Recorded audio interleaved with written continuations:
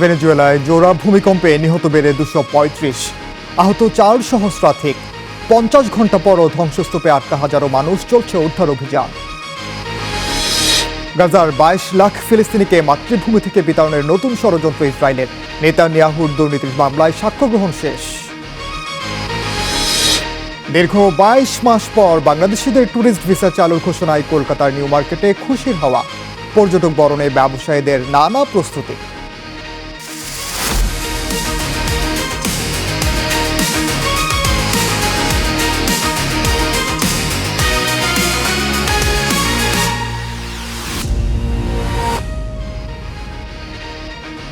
স্বাগত স্টার ওয়ার্ল্ডে, সঙ্গে আছি আমি ওমর ইনাদ।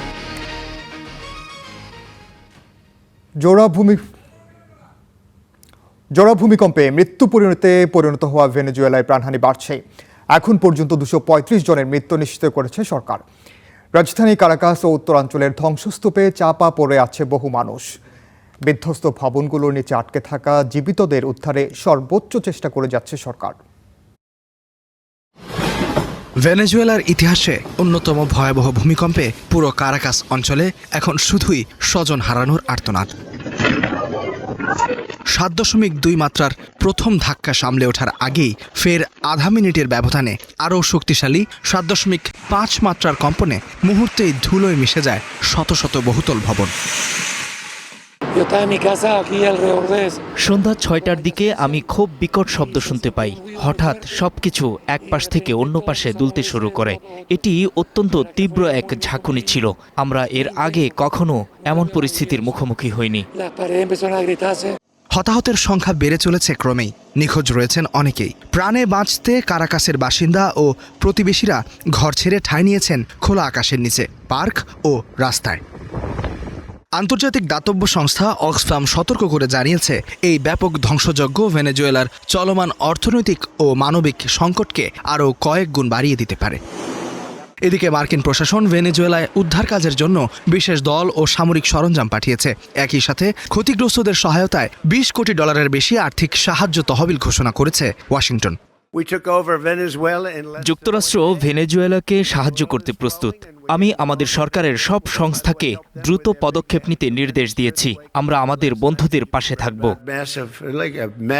শুধু যুক্তরাষ্ট্রে নয়, শোক জানিয়েছেন বিভিন্ন রাষ্ট্রপ্রধান। এরই মধ্যে ভেনেজুয়েলার পাশে দাঁড়িয়েছে জাতিসংঘ। যুক্তরাজ্য, কাতার, ব্রাজিল, মেক্সিকো, চিলি, চীন ও রাশিয়া সহ বিশ্বের বহু দেশ ইতিমধ্যেই জরুরি অর্থ ও উদ্ধার কাজে লজিস্টিক সহায়তা দেওয়ার ঘোষণা দিয়েছে। ইস্তিহাদুল মাহমুদ, স্টার নিউজ। এদিকে ভেনেজুয়েলার বিধ্বংসী জোড়া ভূমিকম্পের পর ধ্বংসস্তূপের নিচে আটকা পড়েছেন হাজারো মানুষ। তাদের উদ্ধারের পাশে দাঁড়িয়েছে যুক্তরাষ্ট্র, মেক্সিকো সহ বিশ্বের বিভিন্ন দেশ। ভেনেজুয়েলায় অর্থনৈতিক সংকটের কারণে স্থানীয় উদ্ধারকারী সংস্থাগুলোর সক্ষমতা সীমিত। এই অবস্থায় বৈশ্বিক মানবিক সহায়তা কারাকাসের অন্যতম ভরসা হয়ে উঠেছে। শক্তিশালী জোড়া ভূমিকম্পে লণ্ডভণ্ড ভেনেজুয়েলা। ঘর বাড়ির ধ্বংসস্তূপের নিচে এখনো চাপা পড়ে আছেন শত শত মানুষ। তাদের উদ্ধারে চলছে নিরলস অভিযান। উদ্ধার অভিযানে আরও গতি আনতে দুর্দশাগ্রস্ত দেশটির পাশে দাঁড়িয়েছে বিশ্বের বিভিন্ন দেশ। এরই মধ্যে দুর্যোগ মোকাবেলায় কারাকাসের সামরিক বিমান ও লজিস্টিক টিম মোতায়েন করেছে যুক্তরাষ্ট্র। মাঠ পর্যায়ের উদ্ধার কাজে সরাসরি অংশ নিচ্ছেন মার্কিন সেনারা। পিছিয়ে নেই মেক্সিকো। উদ্ধার কাজে সহায়তা করতে 2টি বড় সামরিক বিমান ও 261 জনের সেনা সদস্য পাঠিয়েছে দেশটি। পাঠানো হয়েছে ত্রাণ সহায়তাও। মেক্সিকো কর্তৃপক্ষ জানিয়েছে 8 টন ঔষধ ও 4 টন উদ্ধার সামগ্রী নিয়ে আরও একটি বিমান রওনা হয়েছে কারাকাসের উদ্দেশ্যে। উদ্ধার অভিযানে সহায়তা করতে 300 জনের সুদক্ষ প্যারামেডিক ও উদ্ধারকর্মীর একটি বিশাল দল পাঠিয়েছে এল সালভাদর। সেই সঙ্গে দেশটির সশস্ত্র বাহিনীর তত্ত্বাবধানে 50 টন ঔষধ ও জরুরি মানবিক সহায়তাও পাঠিয়েছে দেশটি। আমরা ধ্বংসস্তূপের নিচে আটকে থাকা মানুষদের উদ্ধার করতে যাচ্ছি। এটি আমাদের প্রধান মিশন। জীবিত মানুষ উদ্ধার করতে সবচেয়ে বেশি প্রয়োজন বিশেষায়িত উদ্ধারকর্মী, প্রশিক্ষিত উদ্ধারকর্মী কুকুর এবং ভারী উদ্ধার সরঞ্জাম। আমরা আশা করছি অনেক মানুষকে জীবিত উদ্ধার করতে সক্ষম হব। এদিকে শুধু সেনা সদস্যই নয়, ভেনেজুয়েলার দুর্যোগ কবলিত মানুষের পাশে দাঁড়িয়েছে পানামার সাধারণ মানুষ। পানামা সিটির বিভিন্ন ত্রাণ সংগ্রহ বুথে সহায়তা নিয়ে হাজির হয়েছেন শত শত মানুষ। কেউ শুকনো খাবার, কেউ বা শিশু খাদ্য নিয়ে সহায়তার হাত বাড়িয়েছেন। মানুষের আশা এক মুহূর্তের জন্য থামেনি। বৃষ্টি সত্ত্বেও তারা ক্রমাগত আসছেন, যে যা পারছেন তাই দিয়ে সহায়তা করছেন। সরকার নির্দেশনা দিলে আমরা প্রথম মানবিক সহায়তা ফ্লাইটে করে ভেনেজুয়েলায় ত্রাণ পাঠাতে পারি। এছাড়া চিলি, চীন, স্পেন, ফ্রান্স, জার্মান, ইতালি সহ বিশ্বের বিভিন্ন দেশ ত্রাণ সহায়তা দিয়ে ভেনেজুয়েলার প্রতি একাত্মতা প্রকাশ করেছে। কাজী শাহরিন, স্টার নিউজ। ভেনেজুয়েলায় কয়েক সেকেন্ডের ব্যবধানে 7 মাত্রার চেয়ে বেশি দুটি শক্তিশালী ভূমিকম্প আবারও স্মরণ করিয়ে দিয়েছে প্রকৃতির ভয়ঙ্কর ধ্বংসযজ্ঞের কথা। ইতিহাস বলছে এর চেয়েও অনেক বড় কম্পনের সাক্ষী হয়েছে পৃথিবী। চিলি, আলাস্কা, সুমাত্রা, জাপান কিংবা কামচাটকার মতো অঞ্চলগুলোতে আঘাত হানা শক্তিশালী ভূমিকম্প কেড়ে নেয় লাখো মানুষের প্রাণ। বিশেষজ্ঞদের মতে ভূমিকম্পের তীব্রতা নয়, দুর্যোগ প্রস্তুতি ও অবকাঠামোর সক্ষমতায় নির্ধারণ করে ক্ষয়ক্ষতির মাত্রা। মাত্র কয়েক সেকেন্ডেই বদলে যেতে পারে লাখো মানুষের ভাগ্য। ধসে পড়তে পারে গোটা একটি শহর। সমুদ্রের দানবীয় ঢেউ ভাসিয়ে নিতে পারে জনপদ। মুহূর্তেই কেবল সংখ্যায় রূপ নিতে পারে লাখো মানুষ। পৃথিবীর ইতিহাসে সবচেয়ে শক্তিশালী ভূমিকম্পটি আঘাত আনে 1960 সালে চিলিতে। রিক্টার স্কেলের মাত্রা ছিল 9.5। প্রাণ হারান 1655 জন। এরপরেই আছে 1964 সালে যুক্তরাষ্ট্রের আলাস্কায় আঘাত আনা 6.2 মাত্রার ভূমিকম্প। এতে নিহত হন 130 জন। সবচেয়ে বেশি প্রাণ কেড়েছে ইন্দোনেশিয়ার সুমাত্রায় 2004 সালের ভূমিকম্প। কোনো ভবন ধসে নয়, 9.1 মাত্রার ওই কম্পনের পর তৈরি হওয়া দানবীয় সুনামি কেড়ে নেয় ইন্দোনেশিয়া সহ ভারত মহাসাগরীয় অঞ্চলের প্রায় 3.5 লাখ মানুষের প্রাণ। একই মাত্রার আরেকটি ভূমিকম্প 2011 সালে জাপানের তোহোকু অঞ্চলে। এতে নিহত হন 15,000-এর বেশি মানুষ। রাশিয়ার কামচাটকা অঞ্চলেও একাধিকবার কেঁপে উঠেছে পৃথিবী। 1952 সালে 9 মাত্রার ভূমিকম্পে মারা যায় প্রায় 15,000 মানুষ। 2025 সালে একই অঞ্চলে আঘাত আনা 8.8 মাত্রার ভূমিকম্পে অবশ্য কোনো প্রাণহানির খবর মেলেনি। 1906 সালে ইকুয়েডর এবং 2010 সালে চিলিতে আবারও 8.8 মাত্রার ভূমিকম্পে নিহত হন যথাক্রমে 1500 এবং 523 জন। তালিকার বাকি দুই ভূমিকম্পের একটি 1965 সালে আলাস্কায়, মাত্রা ছিল 8.7, আর 1950 সালে ভারতের অরুণাচল প্রদেশে 8.6 মাত্রার ভূমিকম্পে প্রাণ হারান 780 জন। একই মাত্রার ভূমিকম্প কোথাও সীমিত ক্ষয়ক্ষতি, আবার কোথাও কেড়ে নেয় লাখো মানুষের প্রাণ। সংখ্যাটা নির্ভর করে জনসংখ্যার ঘনত্ব, শহরের অবকাঠামো এবং ভবনের ধরনের উপর। ভূমিকম্প সহনীয় অবকাঠামো আর দুর্যোগ ব্যবস্থাপনা প্রাণ বাঁচায় বহু মানুষের। পৃথিবীর শক্তিশালী এই 10টি ভূমিকম্পের ইতিহাস কেবল প্রকৃতির ভয়ঙ্কর শক্তির গল্পই নয়, বরং মানুষের প্রস্তুতি আর টিকে থাকার লড়াইয়েরও এক নির্মম দলিল। Ishtiaq Hossain, star news. অন্য প্রসঙ্গ, ইসরায়েলের প্রধানমন্ত্রী বেনিয়ামিন নেতানিয়াহুর দুর্নীতির মামলায় সাক্ষ্য গ্রহণ শেষ হয়েছে। প্রায় 10 বছর ধরে চলা বিচারের এই প্রক্রিয়াকে নরক বলে মন্তব্য করেছিলেন নেতানিয়াহু। এ সময়ে 98টি শুনানির মধ্য দিয়ে তার সেই নরকের একটি পর্বের অবসান এবার শেষ হলো। নেতানিয়াহুর বিরুদ্ধে দুর্নীতির অভিযোগ প্রকাশ্যে আসে 2016 সালে। 2019 সালে তার বিরুদ্ধে আনুষ্ঠানিক অভিযোগপত্র দাখিল করা হয়। তার বিরুদ্ধে ঘুষ, প্রতারণা এবং বিশ্বাসভঙ্গের অভিযোগ আনা হয়। অভিযোগে বলা হয় নেতানিয়াহু ও তার পরিবারের সদস্যরা সুবিধা দেওয়ার প্রতিশ্রুতি দিয়ে ধনী ব্যবসায়ীদের কাছ থেকে দামি উপহার গ্রহণ করেছেন। এবার আদালত চূড়ান্ত যুক্তিতর্কের পর্যায়ে প্রবেশ করবে। এরপরই মামলাটি রায়ের পর্যায়ে যাবে। দেশে দায়ের করা এই দুর্নীতির 3টি মামলার পাশাপাশি আন্তর্জাতিক অপরাধ আদালত আইসিসি গাজায় যুদ্ধাপরাধ ও মানবতা বিরোধী অপরাধের অভিযোগে 2024 সাল থেকে নেতানিয়াহুর বিরুদ্ধে গ্রেপ্তারি পরোয়ানা জারি করেছে। গাজা উপত্যকার 22 লাখ মানুষকে তাদের মাতৃভূমি থেকে বিতাড়িত করতে এবার নতুন ষড়যন্ত্রের পথে হাঁটছে ইসরায়েল। সম্প্রতি সম্ভাব্যতা যাচাইয়ের বৈঠকও করেছেন তেল আবিবের শীর্ষ নিরাপত্তা কর্মকর্তারা। যেন বিতর্কিত দুই সংস্থা শিন বেত ও মোসাদের প্রতিনিধিও হাজির ছিলেন। এবার আরও পরিষ্কার হলো ইসরায়েলের গাজা দখলের পরিকল্পনা। 2023 সালের অক্টোবরে হামাসের হামলাকে কেন্দ্র করে গাজায় যে যুদ্ধ শুরু করে ইসরায়েল, তার চূড়ান্ত পরিকল্পনা ছিল 22 লাখ জনগোষ্ঠীর এই ভূমিকে দখলে নেওয়া। এই কারণে গাজায় যত বেশি সংখ্যক গণহত্যার পথে হেঁটেছে ইসরায়েল। একই কারণে 25 সালের যুদ্ধবিরতি চুক্তির পরও এই উপত্যকায় হত্যাযজ্ঞ থামায়নি দখলদার বাহিনী। ইসরায়েলের সুদূরপ্রসারী পরিকল্পনাকে কিছুটা ভিন্ন মোড়কে বাস্তবায়ন করতে চেয়েছিলেন ট্রাম্পের আবাসন ব্যবসায়ী জামাতা জ্যারেড কুশনার এবং ইসরায়েলিপন্থী দূত উইটকফ। গাজার ধ্বংসস্তূপে তারা অবকাশ যাপন কেন্দ্র গাজা রিভিয়েরা নির্মাণ করতে চেয়েছেন। একই ষড়যন্ত্র বাস্তবায়নে গাজার 70% এলাকা দখলে নেয়ার ঘোষণা দিয়েছেন নেতানিয়াহু। এবার গাজার 22 লাখ মানুষকে তাদের মাতৃভূমি থেকে তাড়িয়ে দেওয়ার ষড়যন্ত্র করছে ইসরায়েল। ইসরায়েলি দৈনিক হারেতস বলছে, সম্প্রতি দেশটির শীর্ষ কর্মকর্তারা ও গোয়েন্দা কর্মকর্তারা একটি বৈঠকে বসেন। বৈঠকে যোগ দেওয়া কর্মকর্তারা হারেতসকে বলেছেন, তড়িঘড়ি এমন বৈঠক তাদের জন্য বিস্ময়কর ছিল, কারণ অতীতেও বিষয়টি বারবার তোলা হয়েছে, কিন্তু কোনো অগ্রগতি হয়নি। তাহলে কেন এই বৈঠক? এমন সম্ভাবনাও উড়িয়ে দেয়া যাচ্ছে না যে এই নতুন আলোচনা যুক্তরাষ্ট্র ও ইরানের চুক্তির পর ইসরায়েলের প্রধানমন্ত্রী নেতানিয়াহুর জন্য প্রেসিডেন্ট ট্রাম্পের দেয়া কোনো ক্ষতিপূরণ প্যাকেজের অংশ হতে পারে, কারণ পরিকল্পনাটির রাজনৈতিক বা আন্তর্জাতিক বাস্তবায়নযোগ্যতা নেই। আরব সহ পুরো বিশ্বেই এর ব্যাপক বিরোধিতা রয়েছে। জিউইশ পিপল পলিসি ইনস্টিটিউটের একটি জরিপ বলছে, লিকুদ পার্টির 70%-এরও বেশি ভোটার ফিলিস্তিনিদের তাদের মাতৃভূমি থেকে তাড়িয়ে দেওয়ার ধারণাকে সমর্থন করে। কেবল গাজা থেকেই নয়, অধিকৃত পশ্চিম তীরেও তারা এই ধারণার বাস্তবায়ন চায়। প্রশ্ন উঠেছে, ইরানের শোচনীয় পরাজয়কে ধামাচাপা দিয়ে আগামী নির্বাচনে দলের ক্ষমতা ধরে রাখতে নেতানিয়াহু ও তার লিকুদ পার্টি কি তবে গাজা নিয়ে নতুন ষড়যন্ত্রের জাল বিস্তার করছে? Ishtiaq Hossain, star news.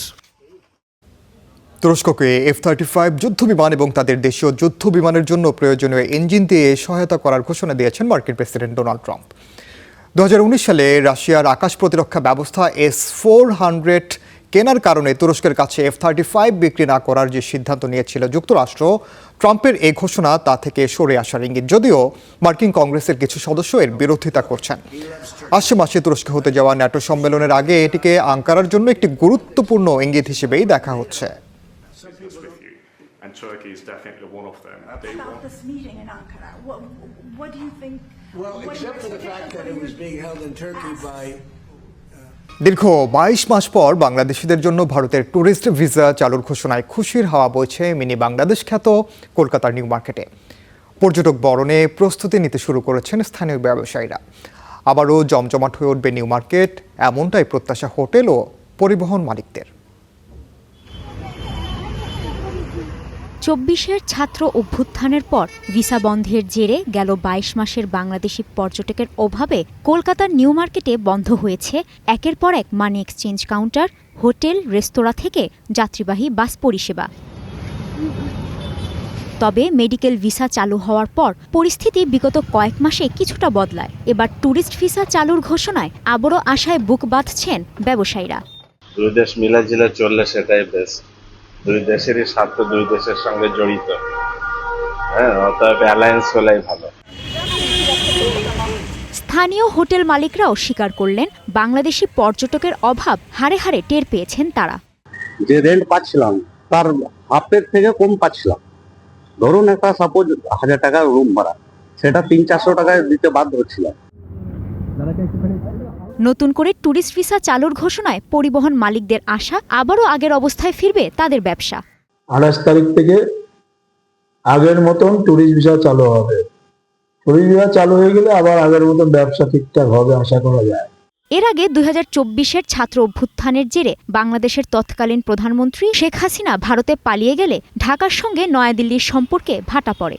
পরবর্তীতে ডক্টর মোহাম্মদ ইউনূসের অন্তর্বর্তীকালীন সরকারের আমলে ভারত সরকারের সঙ্গে বাংলাদেশের কূটনৈতিক সম্পর্ক তলানিতে ঠেকলে নিউ মার্কেটের অর্থনৈতিক ক্ষত আরও গভীর হয়। তবে গত বৃহস্পতিবার বাংলাদেশিদের জন্য ট্যুরিস্ট ভিসা চালু করার ঘোষণায় বাংলাদেশিদের পাশাপাশি ভারতীয় ব্যবসায়ীদের মধ্যেও দেখা যায় স্বস্তির হাওয়া। কাজী শাহরিন, স্টার নিউজ। যেমনটা বলছিলাম, প্রায় 2 বছর পর বাংলাদেশিদের জন্য ট্যুরিস্ট ভিসা চালু করছে ভারত। এতে সবচেয়ে খুশি কলকাতার ব্যবসায়ীরা। তাদের সঙ্গে কথা বলে আরও জানাচ্ছেন সহকর্মী সুজিত দুয়ারি। এই মুহূর্তে আমি রয়েছি কলকাতার নিউ মার্কেট চত্বরে, আর সেখানে বাংলাদেশের ট্যুরিস্ট ভিসা আবার চালু হওয়ায় খুশি ব্যবসায়ীরা বলছেন তারা দীর্ঘদিন ধরে এখানে ব্যবসা করছেন, তবে এই প্রায় 2 বছর ধরে ট্যুরিস্ট ভিসা বন্ধ থাকার কারণে তারা যথেষ্ট ব্যবসায় লোকসান হয়েছে, সমস্যায় পড়েছে। অনেক হোটেল বন্ধ হয়ে গিয়েছে, অনেক দোকান বন্ধ হয়ে গিয়েছে। সেখানে দাঁড়িয়ে ট্যুরিস্ট নির্ভর এই নিউ মার্কেট এলাকায় যদি আবার ট্যুরিস্ট আসে, সেক্ষেত্রে তারা পুনরায় ভালোভাবে ব্যবসা করতে পারবেন এবং অনেক টাকার ট্রানজাকশন করতে পারবেন, লাভবান হবেন তারা, এমনটা মনে করছেন নিউ মার্কেট চত্বরে থাকা ব্যবসায়ীরা। ইউরোপ জুড়ে আবারও রেকর্ড ভাঙছে তীব্র তাপপ্রবাহ। প্রচণ্ড গরমে চলতি সপ্তাহে ইউরোপ জুড়ে প্রাণ গেছে 200-র বেশি মানুষের। এর মধ্যে সবচেয়ে বেশি মৃত্যুর খবর পাওয়া গেছে স্পেনে। এদিকে জুনের সব রেকর্ড ভেঙে যুক্তরাজ্যে তাপমাত্রা ছুঁয়েছে 36 ডিগ্রি সেলসিয়াস। একই পরিস্থিতি ফ্রান্স, ইতালি ও স্পেনে। কেউ আইস ললি খাচ্ছে, কেউ বা মেতে উঠেছে পানির খেলায়, আবার স্প্রে বোতল দিয়ে সহপাঠীদের গায়ে পানি ছিটিয়ে শরীর ঠান্ডা করারও চেষ্টা চলছে। দৃশ্যটি যুক্তরাজ্যের লন্ডনের একটি প্রাথমিক বিদ্যালয়ের। তীব্র তাপপ্রবাহের কারণে শিক্ষার্থীদের জন্য নানা পদক্ষেপ নিয়েছে লন্ডনের এ প্রাথমিক বিদ্যালয়টি। হাঁসফাঁস গরমে শিশুদের পানি শূন্যতা থেকে রক্ষায় নানা স্বাদের শরবত, আইসক্রিমের ব্যবস্থা করেছে বিদ্যালয়টির কর্তৃপক্ষ। রয়েছে পানিতে খেলার ব্যবস্থাও। এমন ব্যতিক্রমী উদ্যোগে দারুণ খুশি শিক্ষার্থী ও অভিভাবকরা। শিশুদের জন্য স্কুল কর্তৃপক্ষ দারুণ সব ব্যবস্থা করেছে। স্কুলে সানস্ক্রিন ও অতিরিক্ত টুপির ব্যবস্থা রাখা হয়েছে। এছাড়া শিশুদের পানি শূন্যতা থেকে বাঁচাতে ওয়াটার স্টেশনের ব্যবস্থা করা হয়েছে। এই তীব্র তাপপ্রবাহে যুক্তরাজ্য ও ওয়েলসের প্রায় 1000 স্কুল বন্ধ বা আংশিক সময়ের জন্য খোলা রাখার সিদ্ধান্ত নেওয়া হয়েছে। শুধু লন্ডনই নয়, তীব্র তাপপ্রবাহে বিপর্যস্ত হয়ে পড়েছে গোটা যুক্তরাজ্যের জনজীবন। তবে এর সবচেয়ে বড় প্রভাব পড়েছে শ্রমজীবী মানুষের ওপর। প্রখর রোদ ও অসহনীয় গরমে স্বাস্থ্য ঝুঁকি নিয়ে জীবিকার তাগিদে ঘর থেকে বের হতে হচ্ছে তাদের। যুক্তরাজ্যের দক্ষিণাঞ্চলের তাপমাত্রা ছাড়িয়ে গেছে 36 ডিগ্রি সেলসিয়াস, যা 1976 সালের পর জুনের সর্বোচ্চ তাপমাত্রা। লন্ডন এবং দক্ষিণাঞ্চলের কিছু অংশে রেড অ্যালার্ট শুক্রবার পর্যন্ত বাড়ানো হয়েছে। একই পরিস্থিতি ফ্রান্সেও। দেশটির অর্ধেকের বেশি অঞ্চল তীব্র তাপপ্রবাহে বিপর্যস্ত। আবহাওয়া দপ্তর জানিয়েছে, গেল সপ্তাহে মধ্য ফ্রান্সের কিছু জায়গায় তাপমাত্রা ছাড়িয়ে গেছে 41 ডিগ্রি সেলসিয়াস। আমাদের এখন একটি বিশাল পরিসরের পরিকল্পনা নিয়ে এগোতে হবে, কারণ আজ আমরা যা অনুভব করছি 2050 সালের মধ্যে এই ধরনের তাপপ্রবাহের তীব্রতা বর্তমানের চেয়ে 5 গুণ বেশি হতে পারে। শুধু ফ্রান্স ও যুক্তরাজ্যই নয়, এমন পরিস্থিতি পুরো ইউরোপ জুড়ে। ইতালির 15টি শহরে জারি হয় রেড অ্যালার্ট। স্পেনের কোথাও কোথাও তাপমাত্রা 44 ডিগ্রি সেলসিয়াস পৌঁছানোর পূর্বাভাস দেওয়া হয়েছে। কাজী শাহরিন, স্টার নিউজ। উত্তর কোরিয়ার সামরিক উস্কানি মোকাবিলায় ড্রোন প্রযুক্তি সম্প্রসারণের ঘোষণা দিয়েছে দক্ষিণ কোরিয়া। সিউলের পরিকল্পনা অনুযায়ী অন্তত 5 লাখ ড্রোন যোদ্ধা তৈরি করা হবে। সম্মুখ ভাগের সীমান্ত ইউনিটগুলোতে মোতায়েন করা হবে মনুষ্যবিহীন এই ড্রোন ব্যবস্থা। শুক্রবার দেশটির প্রতিরক্ষা মন্ত্রী আন ইউবেক এই মেগা প্রকল্পের কথা জানান। বলা হয়, 2029 সালের মধ্যে সেনা, নৌ, বিমান বাহিনীর জন্য 1,10,000 আধুনিক ড্রোন তৈরি করা হবে।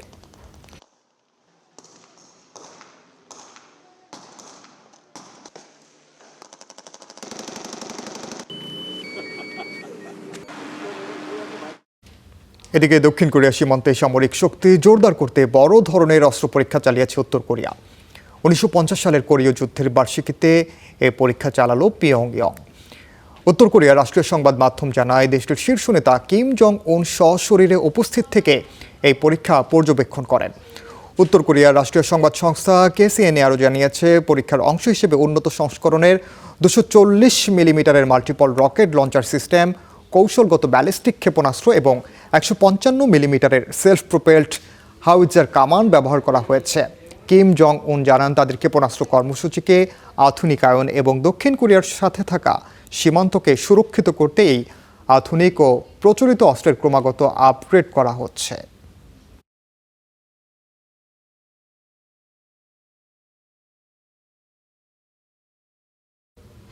এ ছিল আজকের স্টার ওয়ার্ল্ডে। এতক্ষণ সাথে থাকার জন্য ধন্যবাদ।